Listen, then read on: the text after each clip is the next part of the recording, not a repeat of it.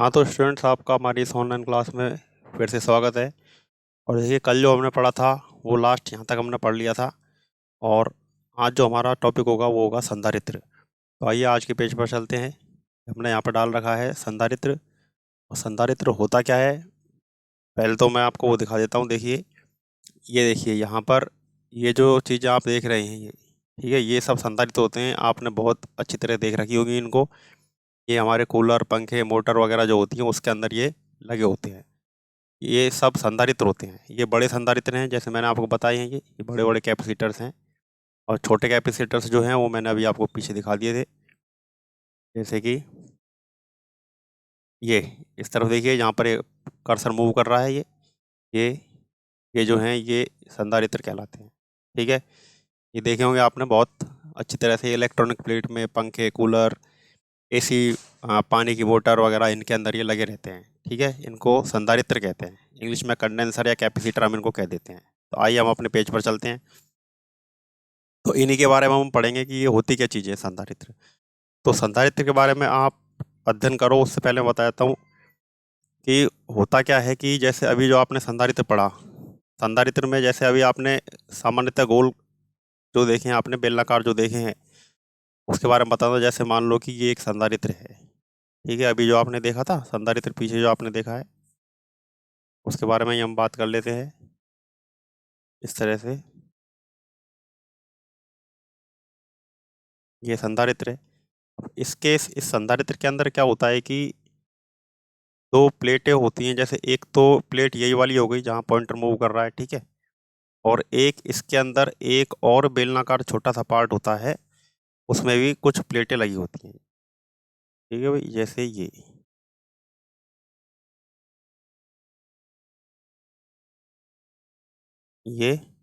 इसके अंदर भी एक इस तरह से बेलन होता है। ठीक है, अब ये जो दोनों बेलनों के बीच में ये जो खाली जगह है, यहाँ यहाँ पे कुछ आपने अगर कभी खोल के देखा हो तो कुछ पन्नी वगैरह या कागज या गत्ता ऐसा कुछ इसके अंदर भरा होता है। ठीक है, कचरा सा भरा होता है इसके अंदर।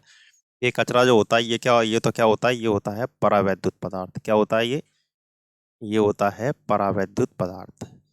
परावैद्युत पदार्थ का आप ध्यान कीजिए, मैंने आपको उदाहरण लिखवाए थे। कागज होता है, गत्ता होता है, लकड़ी होती है, ये सारी चीजें परावैद्युत पदार्थ होती हैं। ठीक है, तो ये सब चीजें परावैद्युत पदार्थ हैं।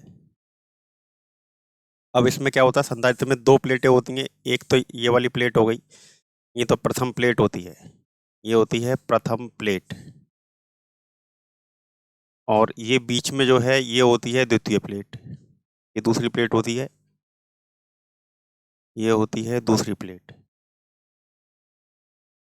ठीक है, ये दूसरी प्लेट होती है। दोनों प्लेटों के बीच में कचरा सा भरा रहता है। और इसमें क्या है कि तार निकले रहते हैं। इसमें ये तार इस तरह से निकले रहते हैं, और ये अंदर वाली प्लेट जो होती है उसे आवेशित कर देते हैं। और ये वाली प्लेट धनावेशित हो जाती है, तो ये बाहर वाली प्लेट प्रेरण के कारण ऋणावेशित हो जाती है। ये संधारित्र होता है जो मैंने आपको बता दिया। तभी संधारित्र में ये संरचना होती है। अब हाँ, हम यहाँ पर अपने चैप्टर में जो संधारित्र पढ़ेंगे वो तीन तरह के संधारित्र पढ़ेंगे। कौन कौन से? एक तो हम पढ़ेंगे समांतर प्लेट संधारित्र, एक हम पढ़ेंगे समांतर प्लेट संधारित्र। ठीक है, समांतर प्लेट संधारित्र में क्या होता है कि दो प्लेटें होती हैं, वो एक दूसरे के समांतर रखी होती हैं इस तरह से। एक प्लस होती है, एक माइनस होती है। ये हो गया समांतर प्लेट संधारित्र। एक बेलनाकार संधारित्र, वो यही हो गया। ये दूसरा, ये पहले प्रकार का समांतर प्लेट, ये दूसरा हो गया बेलनाकार संधारित्र। और एक तीसरे प्रकार का होता है, वो होता है गोलीय संधारित्र। ठीक है, ये गोलीय संधारित्र हो गया जिसमें दो प्लेटें गोलाकार होती हैं।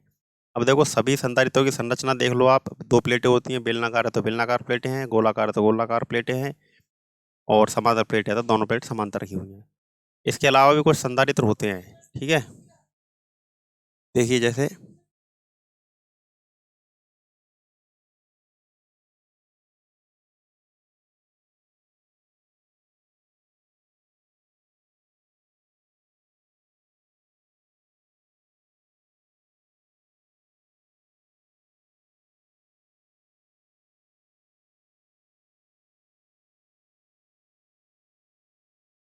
वेट कीजिए थोड़ा। ठीक है,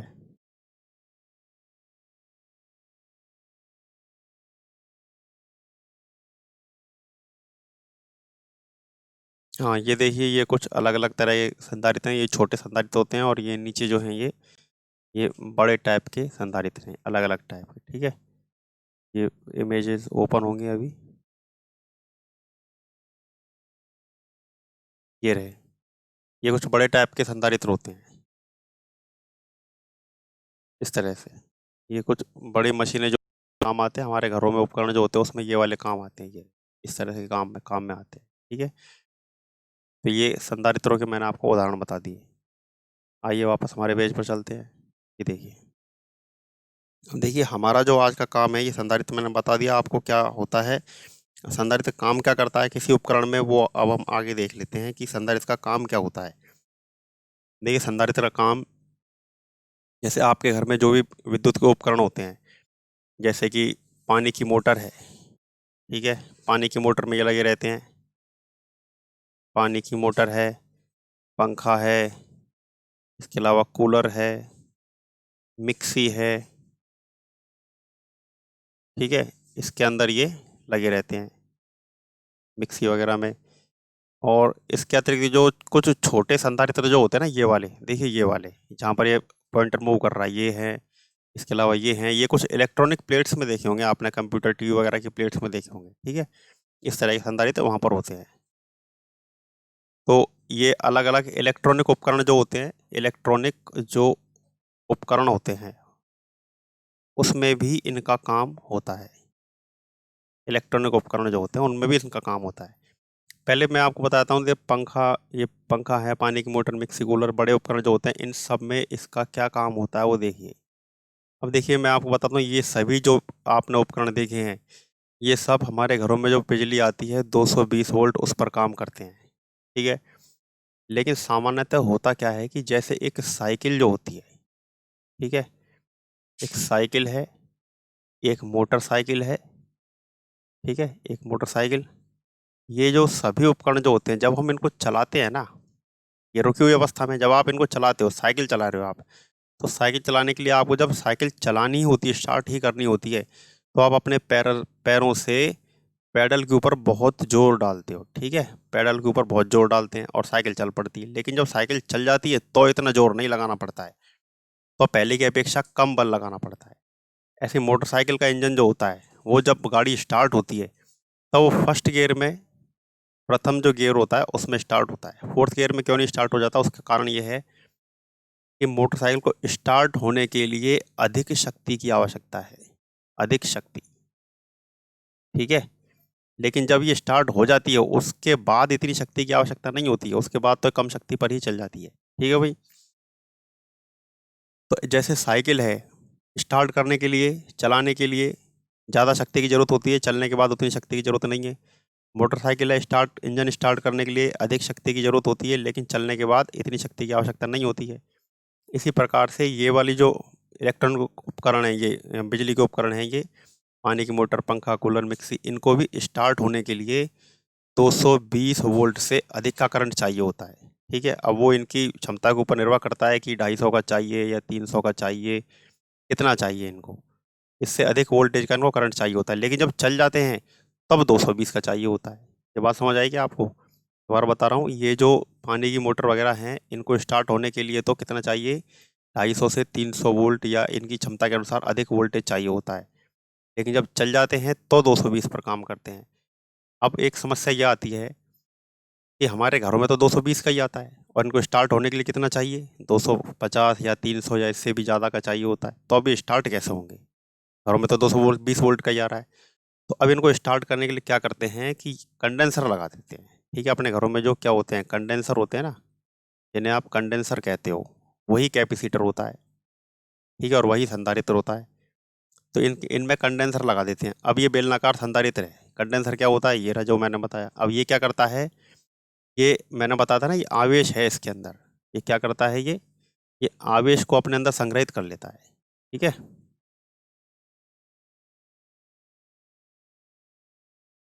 ये अपने अंदर आवेश को संग्रहित कर लेगा। यहाँ पे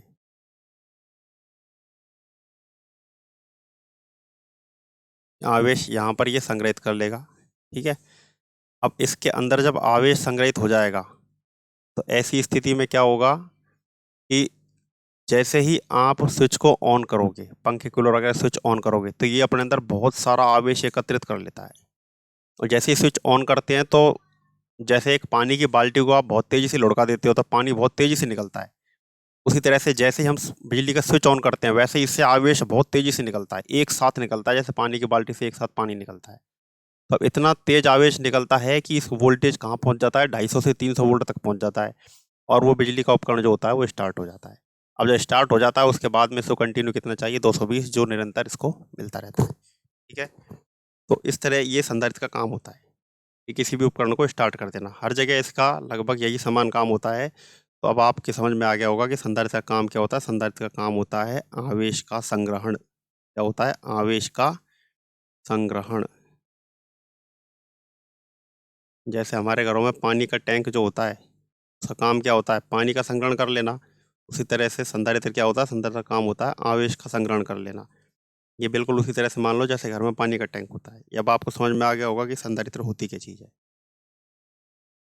अब बच्चे क्या करते हैं, इसको रट लेते हैं, इसको संधारित्र क्या है उनको पता होता नहीं है, इसका काम क्या है। अब आपके समझ में आ गया होगा कि संधारित्र क्या चीज़ होती है। संधारित्र क्या करता है? आवेश को ग्रहण कर लेता, संग्रहित कर लेता है। संधारित्र, तो देखिए संधारित्र क्या करता है? ये आवेश का संग्रहण करता है। क्या करता है ये आवेश का संग्रहण एकत्रित कर लेता है, जैसे पानी का टैंक कर लेता है।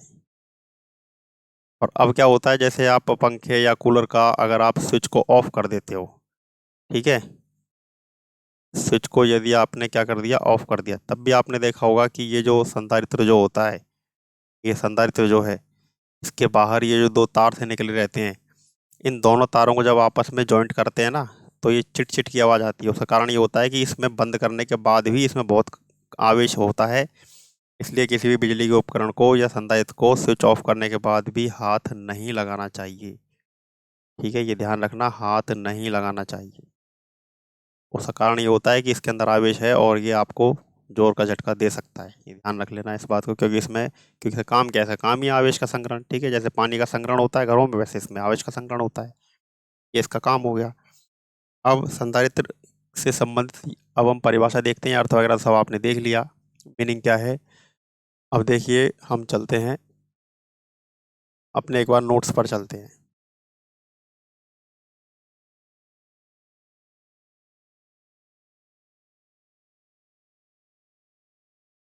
ये नोट्स हैं हमारे पास, ये कल आप लोगों ने लिखे होंगे। मैंने कल बताया था आपको, वीडियो पॉज करके लिख लिया करो आप इन्हें। ठीक है, और ग्रुप में मैं स्टडी मटेरियल ये वाला चैप्टर डाल दूंगा, इसकी फ़ोटो खींच के आज ही डाल दूंगा।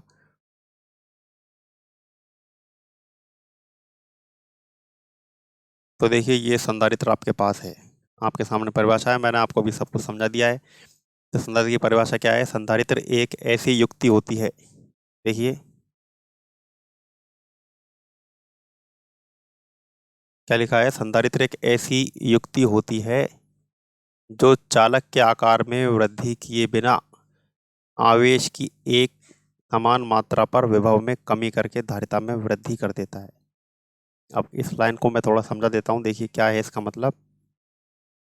देखिए ये एक संधारित्र है आपके पास, समांतर प्लेट संधारित्र है। हमने इस वाली प्लेट पर एक आवेश दे दिया, धनावेश दे दिया। यहाँ पे ध्यान समझ लेना इसको थोड़ा सा। इस वाली प्लेट पर हमने धनावेश दे दिया, तो इस वाली प्लेट पर प्रेरण के कारण कैसा आवेश आ जाएगा? यहाँ पे ऋणावेश आ जाएगा। और इसकी बाहर वाली सतह पर कैसा आवेश आ जाएगा? ये भी धनावेश आ जाएगा। फिर प्लस के कारण माइनस और माइनस के कारण प्लस, इस प्रकार आगे भी तो उत्पन्न हो जाता। अब ये आपने इसको आवेश दे दिया। अब ये वाली प्लेट जो है ये आवेश से बिल्कुल फुल हो चुकी है दोनों। अब इनको कोई आवेश दिया नहीं जा सकता। लेकिन अब यदि हम चाहें कि इनको और आवेश देना है, ठीक है, इन पर आवेश की मात्रा और बढ़ानी है, तो आवेश की मात्रा को और बढ़ाने के लिए हम क्या करेंगे? और तो बढ़ नहीं सकती। इस वाली प्लेट को आवेश दोगे तो ये प्लेट लेगी नहीं। क्यों नहीं लेगी? क्योंकि इससे आगे जाने के लिए जगह ही नहीं है। ये यहाँ पर प्लेटें फुल हो चुकी हैं। तो हम क्या करते हैं कि ये वाली जो प्लेट है ना, ये वाली, ये देखो ये वाली तो प्लेट, इसको हम कहते हैं प्लेट ए, और इस वाली प्लेट को हम कहते हैं बी। तो ये प्लेट बी जो है, इसकी बाहरी सतह को हम कहाँ जॉइंट कर देते हैं? अर्थ दे देते हैं इसको पृथ्वी में। जैसे आप हम लोग घर में कभी अर्थ बनाते हैं तो हमने इसको अर्थ दे दिया। सॉरी। तो ये हमने इसको अर्थ दे दिया है। अब अर्थ देने के बाद क्या होता है, ये बाहर वाला जितना भी आवेश है इस प्लेट के बाहर, ये सारा जितना भी आवेश है, ये सारा आवेश जो है इस अर्थ के साथ मिलके उदासीन हो जाता है। तो अब जो नई स्थिति जो होगी ना वो इसकी ये हो जाएगी, देखिए ये तो कैसा हो जाएगा, ये तो धनावेश हो गया और ये ऋणावेश। बाहर वाली सतह पर कोई आवेश नहीं रहेगा, क्यों? क्योंकि अर्थ के साथ में मिलके कैसा हो गया, बाहर वाली सतह का आवेश उदासीन हो गया। ठीक है, ये उदासीन हो गया, समाप्त हो गया। ये नहीं कहेंगे कि आवेश समाप्त होता नहीं है, कभी नष्ट होता नहीं है, इसलिए हम क्या कहेंगे कि बाहर वाली प्लेट का धनावेश पृथ्वी के साथ मिलकर कैसा हो गया है, उदासीन हो गया है। तो अब ये वाली जो प्लेट है, ये कौन सी वाली प्लेट, ए, और ये दूसरी हो गई बी। अब इस प्लेट ए को आप और आवेश दे सकते हो, तो क्या होगा, यहाँ से आवेश यहाँ जाएगा और यहाँ से आवेश धरती में चला जाएगा। इस तरह से अब ये जो संधारित्र है, इस प्लेट पर कितना भी आवेश एकत्रित किया जा सकता है, आप इसको आवेश देते जाइए। तो देखो, अब परिभाषा पर आ जाओ, आप क्या लिखा है, संधारित्र एक ऐसी युक्ति होती है तो चालक के आकार में वृद्धि किए बिना, हमने इस प्लेट के आकार में कोई वृद्धि नहीं की है, वृद्धि किए बिना आवेश की एक समान मात्रा पर विभव में कमी करके धारिता में वृद्धि कर देती है। तो अब देखो, अब एक दो लाइन तो आपको स्पष्ट हो गई होंगी। क्या लिखा है हमने कि चालक के आकार में वृद्धि किए बिना, चालक के आकार में हमने कोई वृद्धि नहीं की है। तो अब आगे की थोड़ी सी बात देखते हैं। देखिए, हम अपने आज के पेज पर चलते हैं एक बार, सॉरी।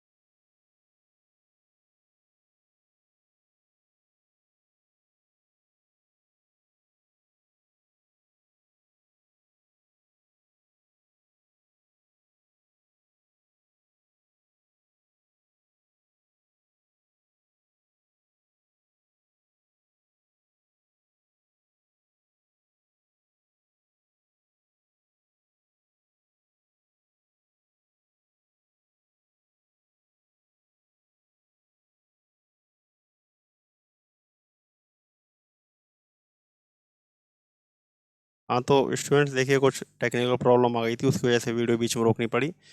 हाँ तो देखिए, मैं आपको बता रहा हूँ संधारित्र है ना, संधारित्र के बारे में आगे देखते हैं। देखिए संधारित्र,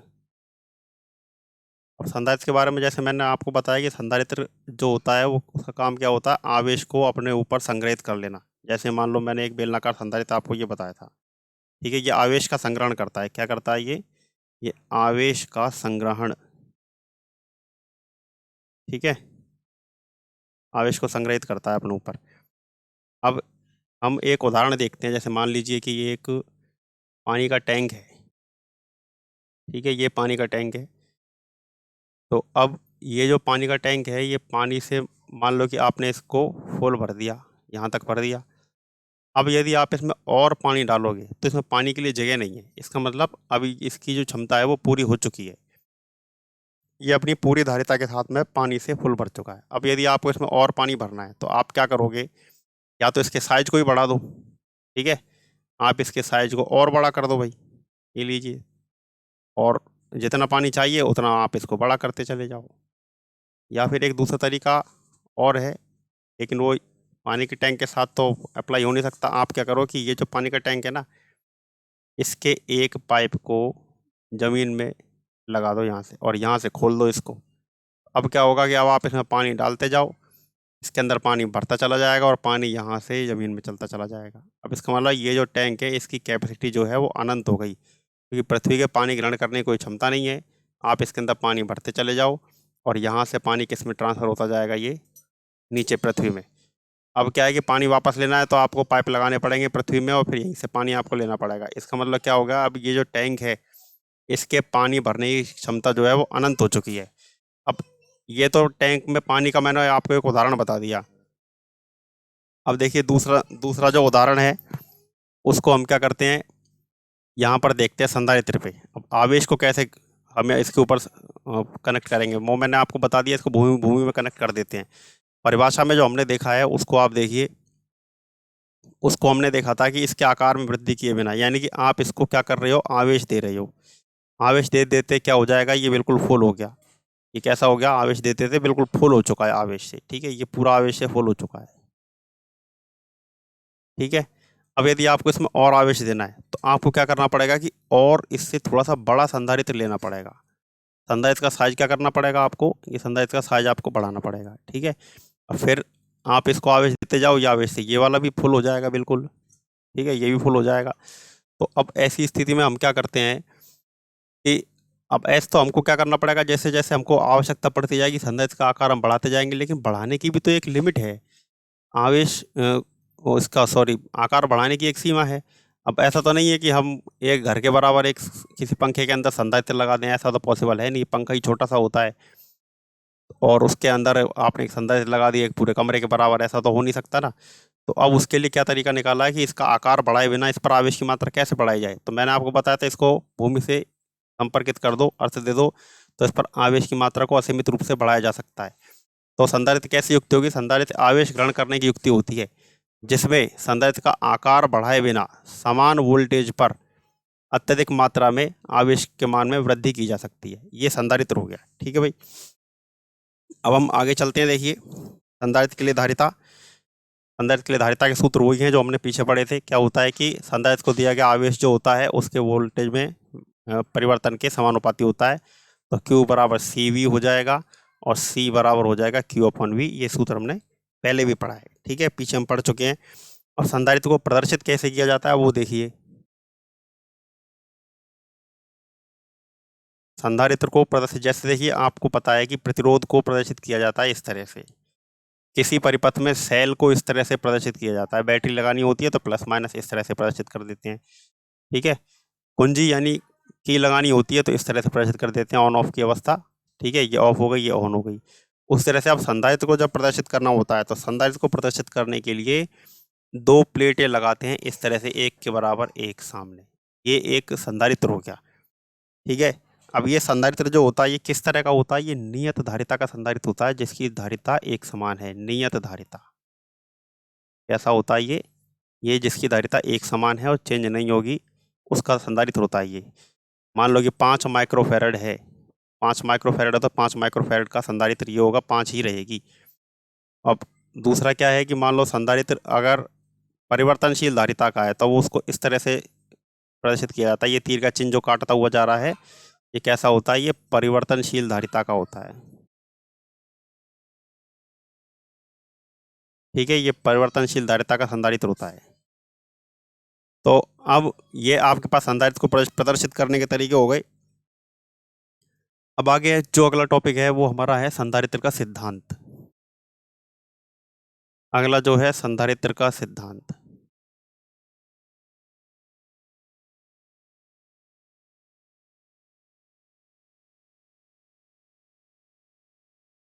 संधारित्र का सिद्धांत देख लेते हैं अब हम। देखिए आगे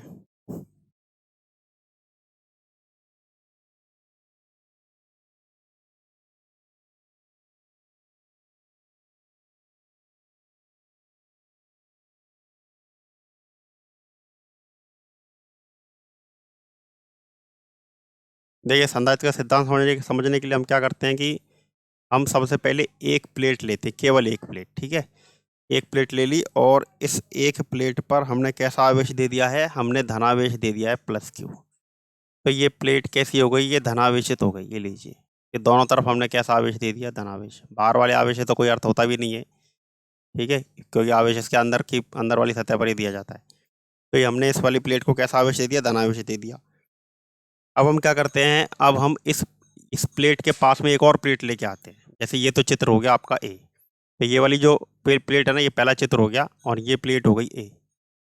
अब हम क्या करते हैं कि ये वाली जो प्लेट है दूसरे चित्र में हम एक बार इस वाली प्लेट को बना लेते हैं, ये लीजिए।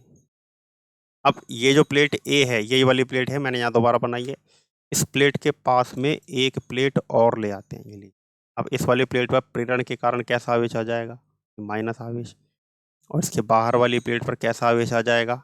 धनावेश आ जाएगा। ठीक है। अब देखिए ये वाली जो प्लेट है, ये जो बी प्लेट है, इसका ये जो ऋणावेश है ना, ये वाला ऋणावेश इस वाली प्लेट के आवेश को आकर्षित करेगा। ठीक है। और जो इस प्लेट का बाहर वाला जो आवेश है वो इसको प्रतिकर्षित करेगा। अब इसके लिए आपको देखो, जो ऋणावेश है वो तो इस वाली प्लेट के ज़्यादा पास में है। प्लेट बी का जो ऋणावेश है ना, वो तो प्लेट ए के विभव में कमी कर देगा। ये वाला जो ऋणावेश है पूरा का पूरा, ये इस प्लेट ए के वोल्टेज में क्या करता है? कमी। ये वाला ऋणावेश इस प्लेट के वोल्टेज में कमी करेगा, तो ये ऋणावेश तो क्या करेगा? कमी। ठीक है, ध्यान समझना बात को। और ये धनावेश जो है इस प्लेट के वोल्टेज में क्या करेगा? वृद्धि। ठीक है। प्लेट बी का ऋणावेश तो विभव में कमी कर देगा और प्लेट बी का धनावेश प्लेट ए के विभव में वृद्धि करेगा। यानी ये वाला जो प्लस वाला जो आवेश है बाहर, ये तो प्लेट ए के वोल्टेज में वृद्धि कर रहा है, और ये माइनस वाला जो आवेश है ये प्लेट ए के वोल्टेज में कमी कर रहा है। लेकिन अब कुल मिला के ध्यान देना कि इस प्लेट ए के, ये वाली जो प्लेट है ए, इसके कौन सा आवेश ज़्यादा पास है? माइनस वाला आवेश तो निकट है, यानी ऋणावेश माइनस वाला जो आवेश है वो इस प्लेट के निकट है। देखो निकट है, ये देखिए, इसकी दूरी तो इतनी है यहाँ तक, तो माइनस वाला आवेश तो इसके निकट है। लेकिन प्लस वाला जो आवेश है इसकी दूरी इतनी है, प्लस वाला आवेश दूर है। तो अब ओवरऑल कमी होगी या वृद्धि होगी? देखो हमने क्या देखा है कि धनावेश तो दूर है और ऋणावेश निकट है, अतः होगा क्या कि प्लेट बी के ऋणावेश के कारण प्लेट ए के विभव में कमी अधिक होगी और वृद्धि कम होगी। अब आप यहाँ पर आइए मेरे साथ में, जो मैं बातें बोल रहा हूँ यहाँ समझ में आएंगी ये।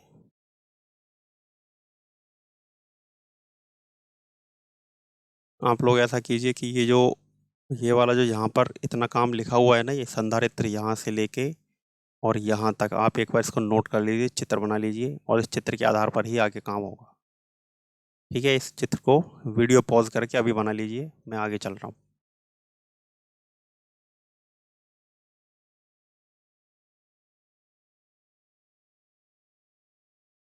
अब देखिए आगे आते हैं।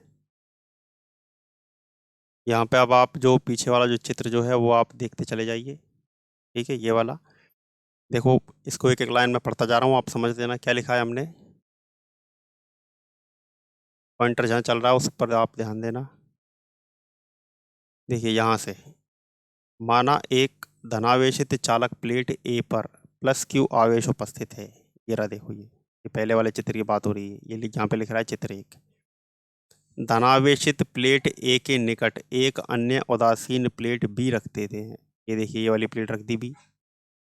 प्रेरण के कारण प्लेट बी की भीतरी सतह पर ऋणावेश प्रेरित हो जाता है। ये देखिए, इसकी भीतरी सतह पर ऋणावेश आ गया है, और बाहरी सतह पर धनावेश प्रेरित होता है। ये बाहर वाली सतह पर धनावेश आ गया है, ये रहा। प्लेट बी का ऋणावेश प्लेट ए के विभव में कमी करेगा। ये वाला जो ऋणावेश है, जैसे मैंने बताया था, ये तो इस प्लेट के वोल्टेज में कमी कर देगा। ठीक है, विभव में कमी करेगा, जबकि प्लेट बी का धनावेश प्लेट ए के विभव में वृद्धि करेगा। अब प्लस वाला आवेश जो है वो इसके वोल्टेज में वृद्धि करेगा। ठीक है, किंतु प्लेट बी का ऋणावेश प्लेट ए के अधिक निकट है। अब ये वाली जो प्लेट है, ये वाली ए, इसके ज़्यादा पास में कौन है? ये माइनस या ये प्लस? ये माइनस ज़्यादा पास है, माइनस पास है और प्लस दूर है। यहाँ पे लिखा है ना, किंतु प्लेट बी का ऋणावेश प्लेट ए के अधिक निकट है, जबकि धनावेश दूर है।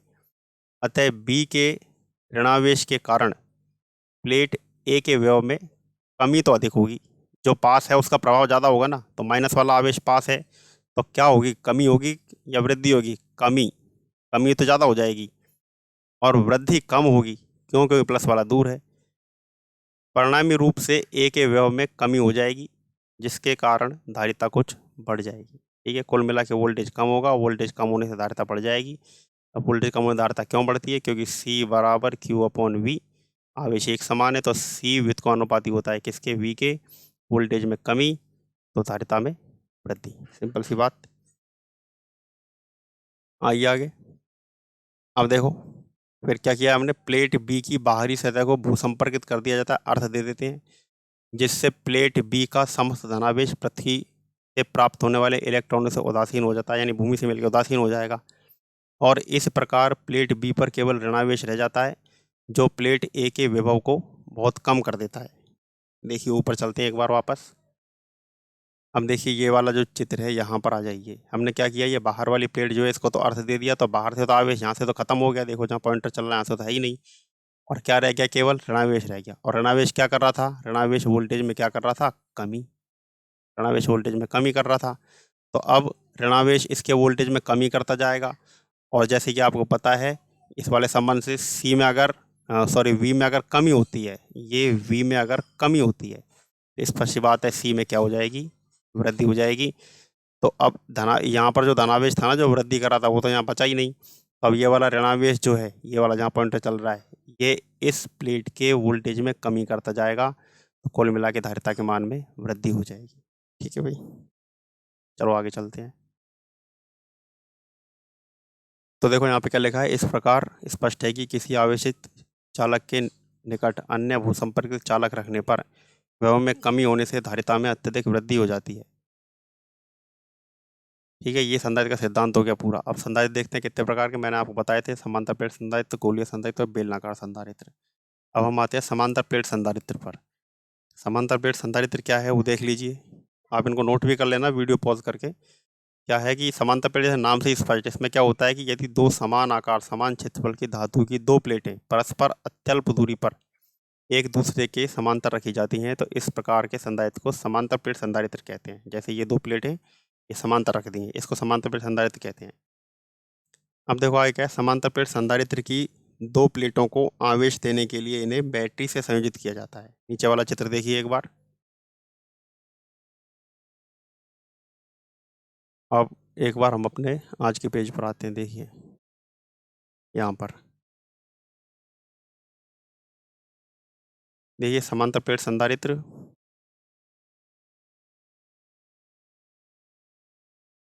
ये एक आपके पास समांतर प्लेट संधारित्र है। यहाँ पर तो प्लस सिग्मा इसका पृष्ठावेश घनत्व हो गया और इसका हो गया माइनस का सिग्मा। ठीक है, ये वाली प्लेट हो गई ए और ये वाली प्लेट हो गई बी। अब ये प्लेट ए है, ये प्लेट बी है। अब हम क्या करते हैं कि ये वाली जो प्लेट है विद्युत क्षेत्र की दिशा कहाँ से कहाँ होगी, प्लस से माइनस की तरफ होगी, इस तरफ हो जाएगी। ठीक है, लेकिन किनारे जो होते हैं ना, किनारे यहाँ पर विद्युत क्षेत्र की दिशा बिल्कुल सीधी नहीं होती है, वो इस प्रकार से होती है, वक्र के आकार में होती है। उपांत प्रभाव कहते हैं इसको, इसके बारे में थोड़ा सा भी आगे पढ़ेंगे। अभी हम केवल इस पर ध्यान देते हैं कि बीच में विद्युत क्षेत्र की दिशा प्लस, ये प्लस वाली प्लेट से माइनस वाली प्लेट की तरफ होती है, प्लस वाली प्लेट से माइनस वाली प्लेट की तरफ होती है। तो अब देखिए आगे की बात करते हैं। अब ये कैसी प्लेट है, चालक प्लेट, ये भी चालक प्लेट है। तो आपको ध्यान होगा अध्याय 2 में जो गाउस के नियम के अनुप्रयोग पढ़े थे, तो चालक प्लेट जो होती है, चालक प्लेट के निकट, चालक प्लेट के निकट जो विद्युत क्षेत्र होता है वो कितना होता है, ई बराबर सिग्मा अपॉन 2 एप्सिलॉन नॉट। ठीक है,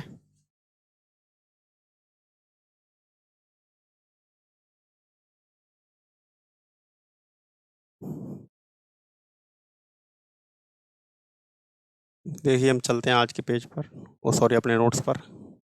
ये देखिए ये रहा प्लेट ए के निकट विद्युत क्षेत्र ई बराबर सिग्मा अपॉन 2 एप्सिलॉन नॉट, यहाँ पर ये वाली प्लेट ए। और प्लेट बी के निकट विद्युत क्षेत्र कितना हो जाएगा, सिग्मा अपॉन 2 एप्सिलॉन नॉट। अब दोनों प्लेटों के मध्य जो विद्युत क्षेत्र है वो कितना हो जाएगा, दोनों को जोड़ दो। ये देखिए दोनों प्लेटों के निकट अगर आपको विद्युत क्षेत्र याद करना है तो कितना आ जाएगा, ई बराबर ई ए प्लस ई बी, और ई बराबर ई ए कितना है, sigma upon 2 epsilon not plus sigma upon 2 epsilon not. ठीक है, ये देखिए ये हमने लिख रखा है यहाँ पे। समांतर प्लेट संधारित्र की प्लेटों को आवेश देने के लिए बैटरी संयोजित करते हैं, जिससे दोनों प्लेटों पर प्लस क्यू माइनस क्यू आवेश उत्पन्न हो जाता है। दोनों प्लेटों के क्षेत्रफल समान होने से इनका पृष्ठ आवेश घनत्व भी एक समान ही होता है। ठीक है भाई, तो अब इनको जब आप जोड़ दोगे तो कितना आ जाएगा, ये आ जाएगा सिग्मा अपॉन एप्सिलॉन नॉट, ये आ जाएगा आपके पास। और ये सिग्मा जो होता है, सिग्मा बराबर क्या रख देंगे इसमें, सिग्मा होता है Q अपॉन ए, और नीचे क्या चल रहा है, एप्सिलॉन नॉट, तो ये तो आपके पास क्या आ गया, E आ गया। ठीक है, अब आगे चलते हैं, देखिए आज के पेज पर आइए। तो ये विद्युत क्षेत्र आपने ज्ञात कर लिया। विद्युत क्षेत्र अभी आपने क्या देखा था, विद्युत क्षेत्र हमने देखा sigma upon 2 epsilon not plus sigma upon 2 epsilon not बराबर सिग्मा अपॉन एप्सिलॉन नॉट, ये आ गया विद्युत क्षेत्र। अब देखिए धारिता क्या होती है, धारिता होती है C बराबर Q अपॉन V, ये होती है धारिता ये। और Q अपॉन V क्या होता है, वोल्टेज जो होता है वो होता है विद्युत क्षेत्र गुणा बीच की दूरी, V बराबर ER कह दो या ED कह दो। यहाँ पर दूरी को हम D ले रहे हैं, दोनों प्लेटों के बीच की दूरी को हम ले रहे हैं D।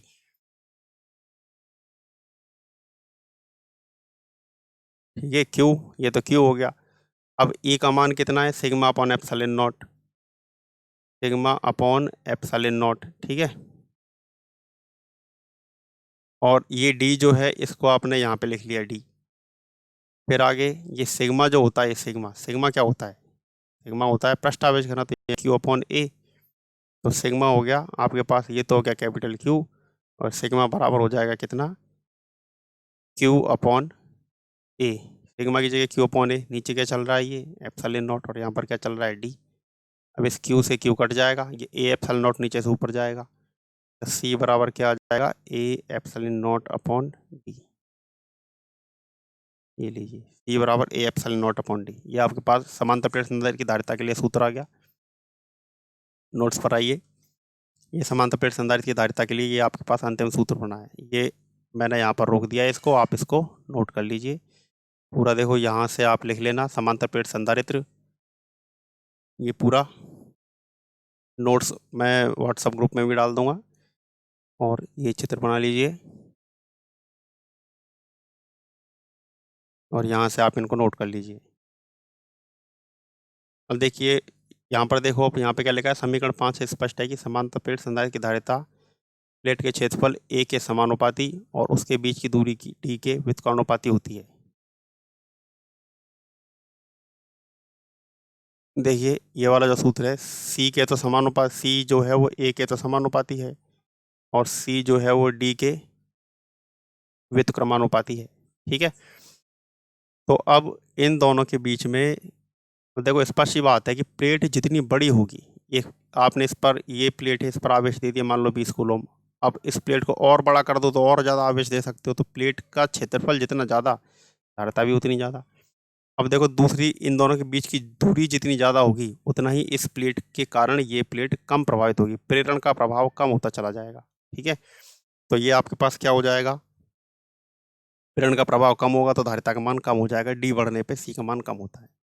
असमांतर प्लेट संधारित्र जो है उसकी प्लेटों के मध्य परावैद्युत का क्या प्रभाव पड़ता है, ये मैंने आपको पहले बता दिया था। देखो एक बार मैं चित्र से समझा देता हूँ कि ये जैसे आपके पास एक समांतर प्लेट संधारित्र है, ये रहा। अब इसकी ये वाली जो प्लेट है ये तो कैसी है, प्लस, और ये कैसी है। अब इसके बीच में आप एक परावैद्युत पदार्थ रखते हो, तो परावैद्युत पदार्थ जब रखोगे इस तरह से, तो ये वाली इधर तो माइनस आएगा, इधर प्लस आएगा, इधर आएगा ये minus plus, minus plus minus plus, ये मैंने क्लास में बताया था ऑफलाइन में, माइनस प्लस। अब क्या होगा, ये वाला प्लस इस माइनस से, ये प्लस इस माइनस से, ये प्लस इस माइनस से कैंसिल आउट हो जाएंगे, और एक तो बाहर विद्युत क्षेत्र होगा, जैसे ये प्लस है ये बाहर माइनस है, तो एक विद्युत क्षेत्र तो बाहर की तरफ लग रहा है ई एक्सटर्नल, और एक अंदर की तरफ लगेगा, इस तरफ लगेगा, एक लग जाएगा क्या, ई इंटरनल। तो दोनों एक दूसरे का विरोध करेंगे, लेकिन ये वाला ज़्यादा है, बाह्य विद्युत क्षेत्र ज़्यादा है, इसलिए अंदर जो है वो विद्युत क्षेत्र का मान कम हो जाएगा। देखिए हमने ये, मैंने जो पूरी जो यहाँ पे थ्योरी लिखी है ये यही लिख रखी है जो मैंने अभी आपको समझाया है। तो अब देखिए यहाँ पे पहले से बाहर से जो विद्युत क्षेत्र लग रहा है उसको तो हमने क्या माना है, ई नोट, ये तो ई नोट हो गया पहले से जो लगा हुआ है, और अंदर जो विद्युत क्षेत्र उत्पन्न हो रहा है वो हो गया ई पी। तो ई नोट बराबर सिग्मा अपन एप्सिलॉन नॉट होता है, और ई पी बराबर sigma P upon epsilon not हमने ले लिया। इन दोनों को घटा देंगे तो ये हमारा परिणामी मान आ गया, यानी दोनों प्लेटों के बीच में परिणामी विद्युत क्षेत्र होगा, वो इस सूत्र से याद किया जा सकता है, ठीक है। ये लीजिए। अब देखिए दूसरा, परावैद्युत पदार्थ की उपस्थिति में विद्युत क्षेत्र निर्वात की तुलना में 1/एप्सिलॉन r गुना कम प्राप्त हो जाता है। तो E बराबर देखिए ई के लिए जो सूत्र है विद्युत क्षेत्र जो निर्वात वायु की उपस्थिति में ई जो है वो कितना होता है, सिग्मा अपॉन एप्सिलॉन नॉट। विद्युत क्षेत्र अभी अभी आपने देखा था, लेकिन अगर वो परावैद्युत माध्यम रख दिया तो उसका मान कम हो जाता है, एप्सिलॉन आर गुना कम हो जाता है। तो एक तो यहाँ से देखो ये वाला समीकरण और एक ये वाला समीकरण, दोनों ही ई के बराबर हैं, दोनों की तुलना कर दो तो ये इसके बराबर आ जाएगा। तो ये आपके पास ये एक समीकरण प्राप्त हो गया। ठीक है, अब इसमें हम क्या करेंगे कि ये सिग्मा जो है इसका मान रख देते हैं। देखिए आगे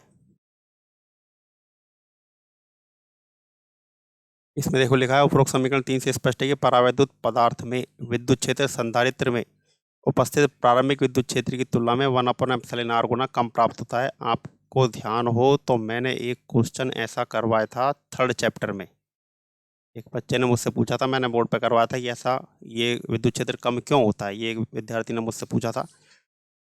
ठीक है, तो अब देखो ऊपर जो समीकरण 3 है उसी का उपयोग हम फिर से करते हैं। ये वाला जो समीकरण 3 है इसी का उपयोग हम कर रहे हैं फिर से। तो इसमें sigma minus sigma P upon epsilon R यहाँ पर आ गया, और sigma upon epsilon naught epsilon R ये आ गया। अब ये सॉरी ये एप्सिलॉन नॉट है, ये वाला एप्सिलॉन नॉट, ये नॉट है यहाँ पे, ये एप्सिलॉन नॉट से एप्सिलॉन नॉट कट जाएगा और यहाँ पे क्या, यहाँ पे बच जाएगा ये सिग्मा माइनस सिग्मा पी। ये देखो यहाँ पर क्या बच जाएगा, सिग्मा माइनस सिग्मा पी बराबर सिग्मा अपॉन एप्सिलॉन आर, ये बच जाएगा।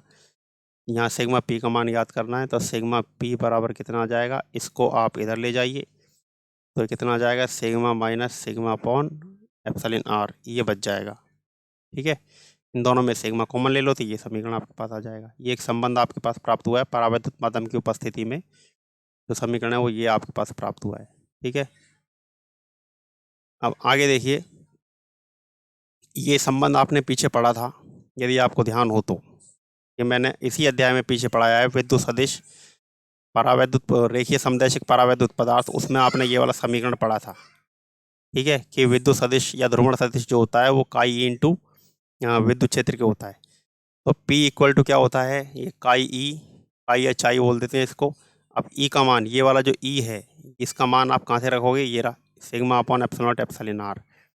E बराबर क्या है, ये sigma upon epsilon naught epsilon R, ये वाला मान E की जगह आपने यहाँ पे रख दिया है। ठीक है, और इसके बाद आ जाओ सिग्मा पी का मान। अब ये चीज़ किसके इक्वल हो जाएगी, ये पूरी चीज़ हो जाएगी सिग्मा पी के इक्वल आ रही है ये। अब सिग्मा पी का मान हम कहाँ से रख देंगे, सिग्मा पी का मान हम रख समीकरण 4 से रख देते हैं। ये देखिए अभी अभी ऊपर जो आपने याद किया है सिग्मा पी, वहाँ से हम इसका मान रख देते हैं। देखिए ये वाला मान, ये सिग्मा पी वाला मान आपने यहाँ पर रख दिया है ये। ठीक है, अब ये वाला मान जब आप यहाँ पर रखोगे, ये सिग्मा पी का मान, ये सिग्मा पी का मान आपने यहाँ से रख दिया ये वाला, ये तो ये वाला मान तो चल ही रहा है, इसको तो आपने यहाँ पे लिख लिया, ये देखिए ये लिख लिया यहाँ पे, और इस सिग्मा पी की जगह यहाँ से मान रख दिया, ये रहा। ठीक है, यहाँ से मान रख दिया, ये रहा, ये यहाँ पे रख दिया, यहाँ पे ये। अब ये सिग्मा से सिग्मा कैंसिल हो जाएगा, इस वाले सिग्मा से ये सिग्मा कैंसिल, और अब आपके पास एक काई ई ये आ गया, ये नीचे एप्सिलॉन नॉट एप्सिलॉन आर और एप्सिलॉन आर माइनस 1, इस तरह से आपके पास एक ये संबंध आया है। ठीक है, ये एप्सिलॉन आर है, ये भी एप्सिलॉन आर है। ये नोट्स मैं आपको प्रोवाइड करवा दूंगा ग्रुप में, वहाँ पर आप इसको नोट कर लेना। ठीक है, ये आपके पास समाप्त हो गया ये। अब यहाँ तक हम आज काम कर रहे हैं, बाकी काम हम करते हैं नेक्स्ट क्लास में। ये नेक्स्ट क्लास जो संभवतः आज शाम को मैं अपलोड कर दूंगा, एक दिन में 2 क्लास करके, और इस चैप्टर को हम समाप्त कर देंगे। Thanks for watching. हमारा जो चैनल है वो आप सब्सक्राइब कर लेना, चैनल है Sariska classes, SARIS Sariska classes, Sariska classes Alwar. कल 14 बच्चों ने वीडियो देखी लेकिन सब्सक्राइब केवल 2 नहीं किया है, तो प्लीज़ इसको सब्सक्राइब करो, और बाकी का काम हम करते हैं नेक्स्ट क्लास में। Thanks for watching.